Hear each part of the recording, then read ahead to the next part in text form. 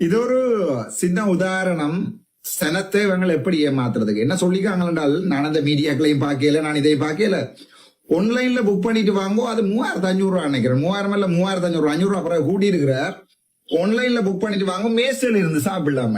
சரி, இப்ப மேசியலுக்கு video download பண்ணாலும் தெரியல, நான் காட்டுறேன். நீ வேண்ட மேசியல் இல்லாத இப்படித்தான் அப்பாவி தமிழ் சனத்துட்டு காலம் காலமா உரிகிறாங்கல்ரா. இன்றைக்கு நேற்றைக்கு இல்ல, இவங்கள உறவு பாலம் கடவை உரிச்சு அதுல கோடி கோடியா கொள்ளையடிச்சு, சரிதானே, உளவு பாலம் என்ற பேர்ல கோடி கோடியா கொள்ளையடி. இல்லாடி முடிஞ்சால் அவர் சொல்ல கொண்டு வரட்டும் பாப்பா, நான் இவ்வளவு காசு சேர்த்தனான், இவ்வளவு மக்களுக்கு கொடுத்தனான். நான் இந்த வரைக்கும் மக்களுக்கு கொடுத்தனான் இந்த காசும் சேர்த்தது கிடையாது, சரிதானே.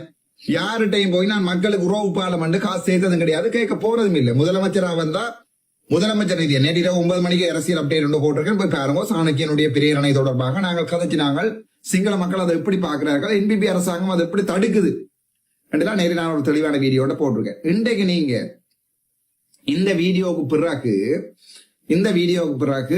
நீங்கள் இந்த நான் சொல்லல ரீச் ஆக போவேன்னா மட்டும் போங்கடா, என்ன போய் நன்றா காசை கொடுத்துட்டு அவன் கடைசியா பேசுவாங்க ஊடகங்கள்ல, மந்த கட்ட சனம், அறிவு கட்ட சனம், பிச்சைக்கார சனம் எல்லாம் பேசுவாங்க. எல்லாத்தையும் பேசுறத வேண்டி கொண்டு வீட்டை வாங்கும், சரிதானே.